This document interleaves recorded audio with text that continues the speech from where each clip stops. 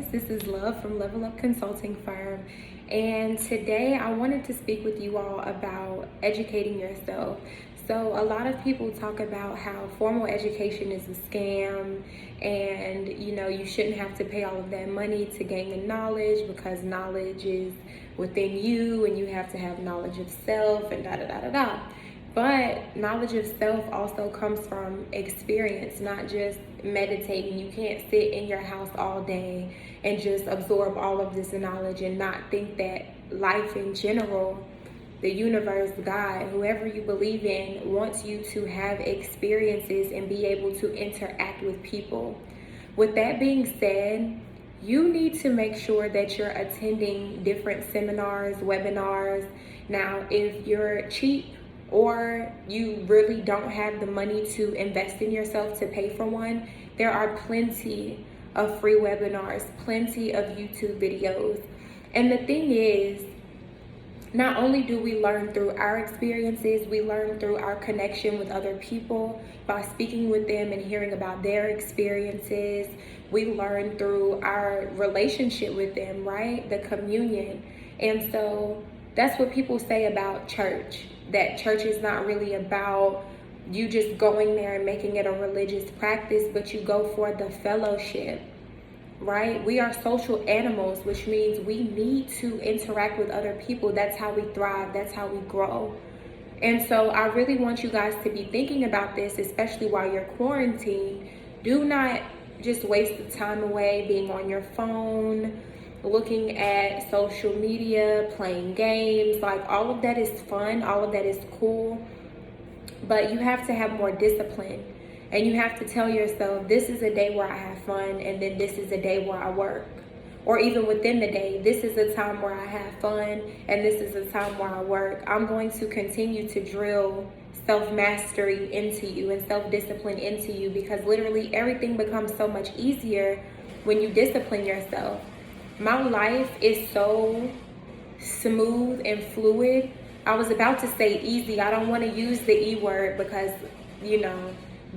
but it is. My life is pretty easy. And so even though I have situations that I go through that may be difficult or strenuous, those character building things, anything that you do outside of what you can't control is the part that makes your life easier or, more bearable to deal with, right?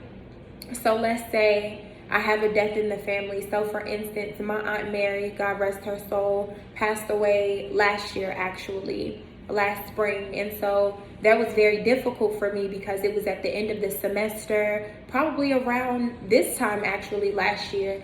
And at the end of the semester, for some reason, professors bombard you with homework. They absolutely flood you with any other assignment they can possibly think of. And it just seems like you have more work in that last 1.5 to 2 months than you did for the entire semester. Like, what are you doing? Stop, please. So during that time, it was very difficult. And so I had to slow down and think about what it was that I needed. Okay, I needed interaction with my friends so I could get out and I could enjoy myself.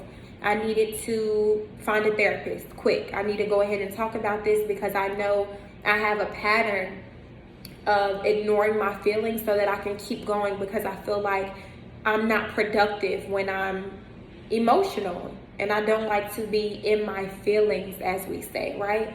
So instead of me repeating the same mistakes, I use that self-discipline. And so self-discipline and knowledge of self go hand in hand because I know myself, right? I know what my patterns are. I know that the pattern that I had in the past, it worked for a little while, but then it caught up with me, right? And so there's only so many times you can say, oh, but it's working for me, but it's working for me. Well, is it? Because you don't have to keep revisiting the same types of things if what you're doing is working, period.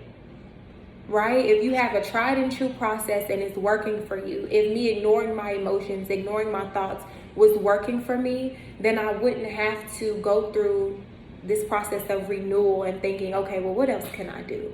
if that was working. It was not working. So I had to think fast, and that helped me be able to feel what I needed to feel, express myself, and then still be productive in the meantime, right? So I want you to do that with yourself, whatever your issue may be, whether you lost someone due to this virus, you lost someone due to other reasons outside the virus, maybe you just experienced a breakup, maybe you're going through a transition with work. Figure out what you need and get what you need and feel what you need to feel, but you need to get back up. If you feel depressed because you're not getting out as much, okay, you may not be able to go to restaurants and, have a meal. You may not be able to go sit at the bar. You may not be able to travel. But what can you do? Can you go to a park, right? Can you go sit out on your porch for an hour or two and brainstorm? Can you take a walk around your neighborhood? Can you go to a trail and go for a jog? There's something you can do. And a lot of times when we can't do what we want to do, we sit there and we get annoyed and we're like, okay, well, if I can't do what I want to do, I'm not doing anything. But that's not realistic, because guess who's suffering? You are.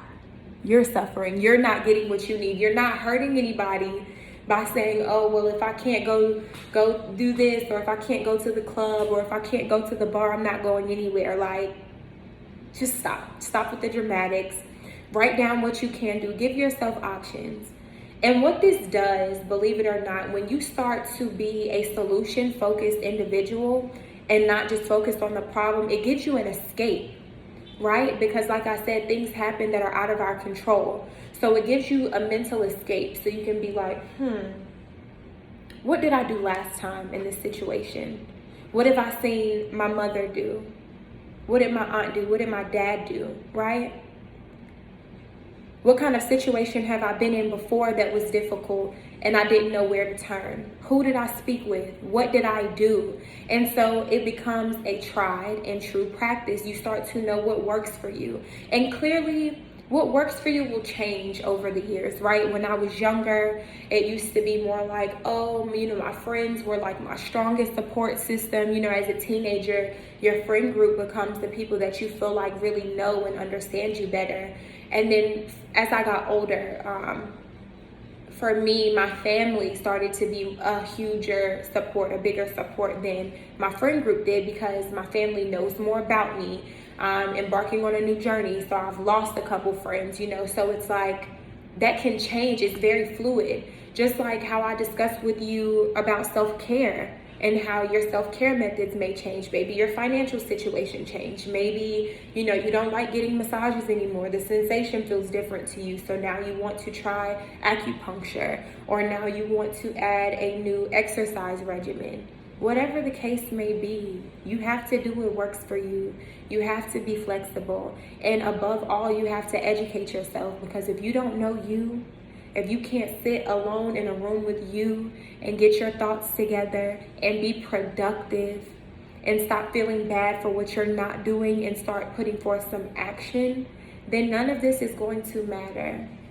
So knowledge of self, self-education, informal education is going to be a huge asset. And with that being said, the last point I'll make is, when I graduated undergrad in 2016, I took a year break so that I could focus on myself, just sort of get my mind right. I didn't really know if I completely wanted to do a master's program, but I did apply anyway. I got accepted, didn't end up going. So I'm like, let me just wait a year. So in that gap year, I promise you, I learned more in that 1 year than I did in my 16 plus years of schooling. And now I can say it's like 19 plus years of schooling. I've been in school for about 20 years now. And so I'm not ashamed of that. I'm proud of that. And I'm glad that I had that experience. I actually went to nail school, took the manicuring art curriculum, met a lot of wonderful people. I was transitioning from being in a relationship, a serious relationship, to not being in a relationship anymore. I moved and relocated back home to another city, and it was like night and day for me, because here I was basically a child when I left, and I've been gone for 5 years, and now I'm coming back. So it was really different for me. And within that transition, I just grew so much. And I want you to give yourself opportunities to grow. And that knowledge of self and expanding your knowledge is what's going to help you grow. Okay? And it also helps you be more empathetic to others in their situation, understand other people better, because you can recognize the God in them. Like we say, namaste, the God in me recognizes the God in you. So if you want your relationships to improve, if you want your health to improve, if you want your mind to expand, if you want to be a better person, please educate yourself. And no, you don't have to go to college to do it. College just gives you more networking opportunities. But if you're not going to go to school, you need to be finding other ways to network, which means getting online and applying yourself and not just using it for entertainment. All right? So I hope all this was helpful. I know I gave a mouthful. Hopefully you were taking notes. And since it's a video, you can go back and watch it again. If you need me, my information, as always, is in the description box. And I love you dearly. Level up. Bye.